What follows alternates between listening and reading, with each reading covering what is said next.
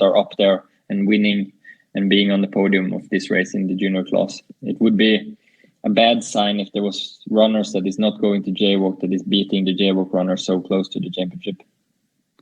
Yeah, and now we can continue to actually was a championship this weekend.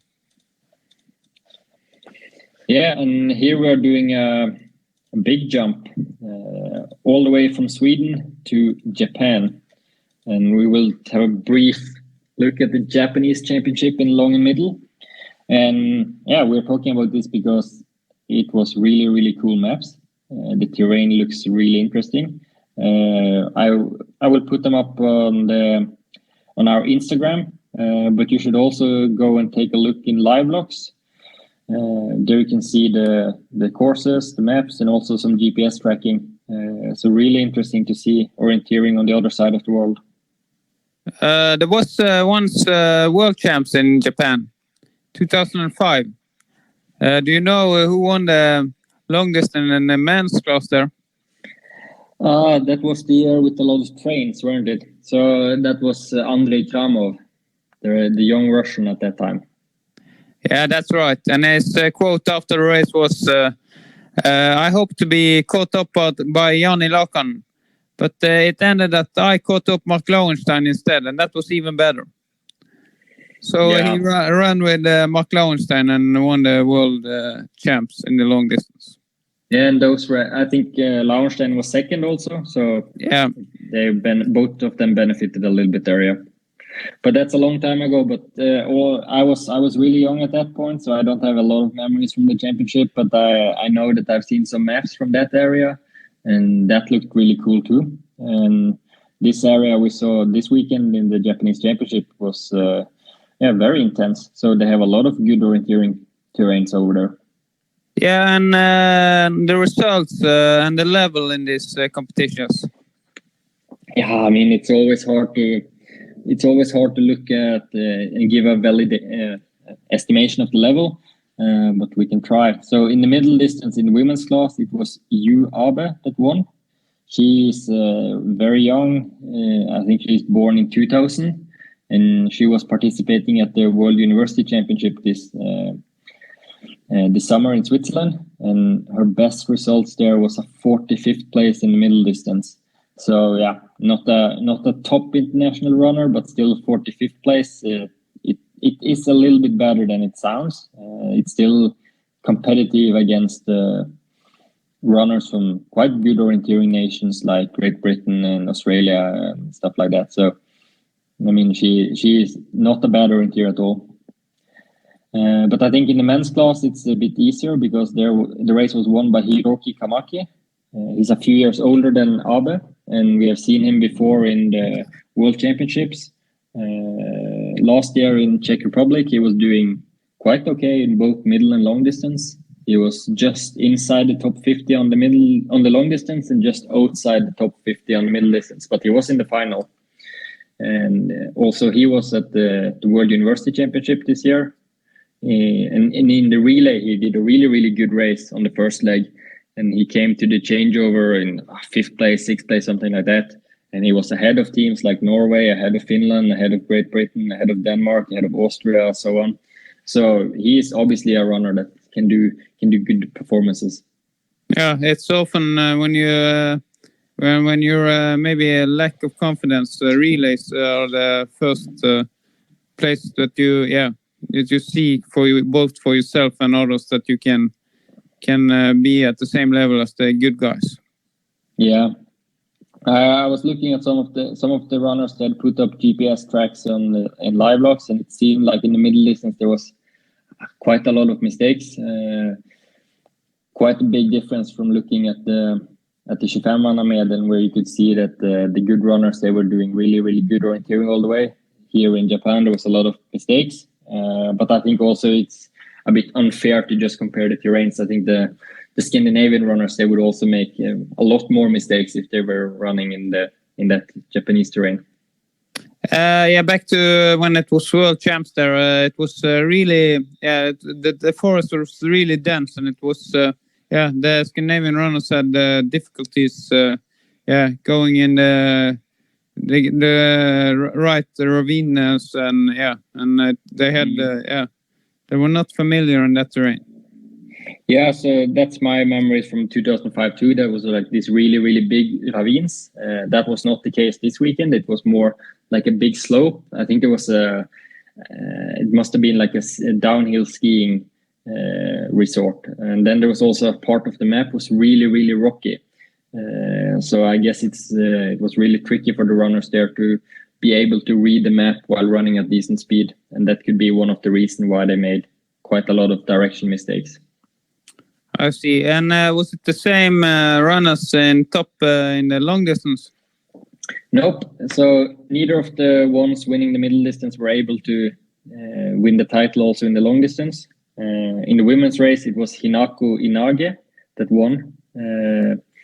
She is quite a bit older than the two winners from the day before. I think she's around 30 years old. And she was also doing really well by Japanese standards in the World Championship last year.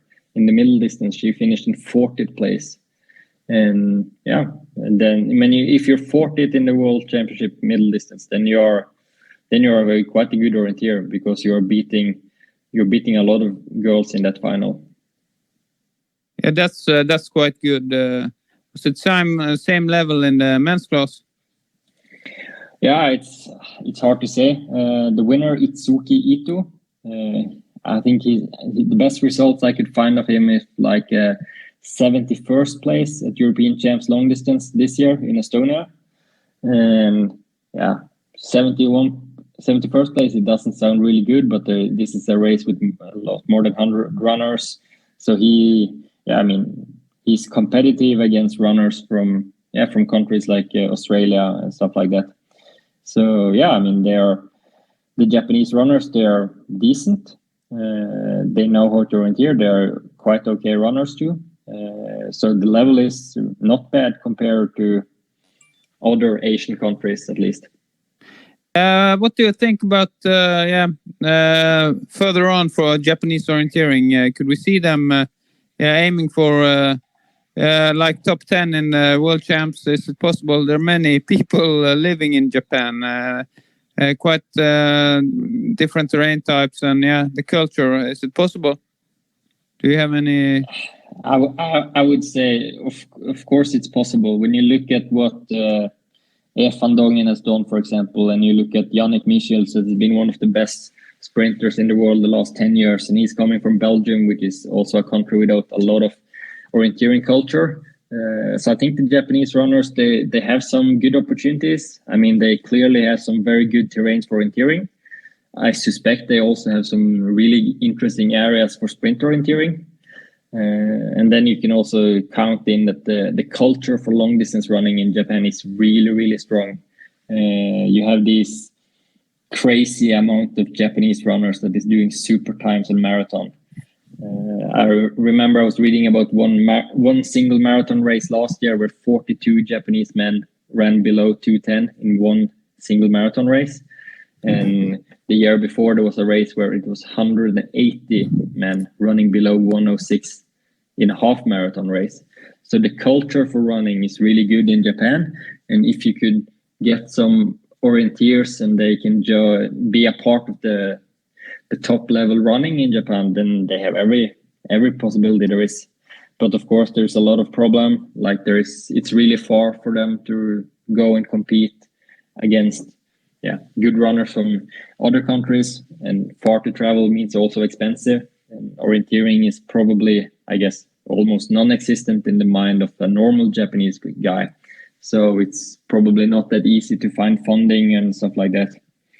And then you also have the backside of the strong running culture is that the general level of running is so high that orienteers are not able to become professional runners on the side. I mean, if Yannick Michels or Chris Jones were Japanese, they are such good runners that they could also do orienteering while they are professional runners. But it's really hard to reach that level where you're able to run maybe a 104, 105 half marathon to be able to be a part of the national running circuit, where you can have like a company team and you're getting a job for a company that you're representing in running races. So yeah, I think it will take some time, but in 10, 15, 20 years, everything is possible also for the Japanese runners. Yeah, and I can't let go the world champs in 2005 because then we gave Tore Sandvik. He's the most winning teamiller with 8 wins in that relay.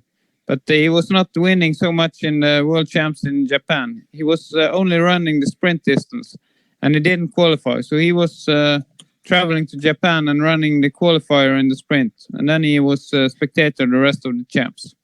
That was just an anecdote. Yeah, but I guess if you are going to be a tourist, I think being a tourist in Japan, that sounds quite okay to me. Yeah, and when we are at the anecdotes, we can also tell that to that champs, the national team coach in Norway, Anders Nordberg, he was one of the favorites, and he was going to a camp to Japan, together with his then clubmates in Kristiansand, Jørgen Rostrup and Holger Hott. And they were traveling through Germany. But when Nordberg came to Germany, he realized that his passport was not lasting more than 1 or 2 months longer. So he could not go to Japan. He had to go. He had to stay in Germany a couple of days to get a new passport and embassy in there before he could go to Japan. And then we should know that this was before mobile phones was so traditional. So it was not so easy for him to catch up with the other guys when he then came to Japan some days later. But that on that. So we continue on this episode. Yeah, but I mean, we can to connect the World Championship in 2005 to the orienteering today. I mean, 2005 was, I think that was the first year Daniel Hubmann won a medal at World Championship. Isn't that correct? Yeah, that's right. So he won a medal 17 years ago, and he's still, now it's a week ago, he won the World Cup race. So it's not that long ago. It's only one career ago. It's only one career ago. It was a sprint finish there. It was Hubmann head-to-head against Wingstedt in the relay. Yeah, but he also got the sprint medal, I think. Yeah, that's true. But I was on the relay. It was some real battle in the relay there. But yeah, we can continue on this weekend before we dig too much in the past. Yeah, I'm talking about relays. Let's jump to Czech Republic. Yeah, it was a really club weekend in Czech Republic.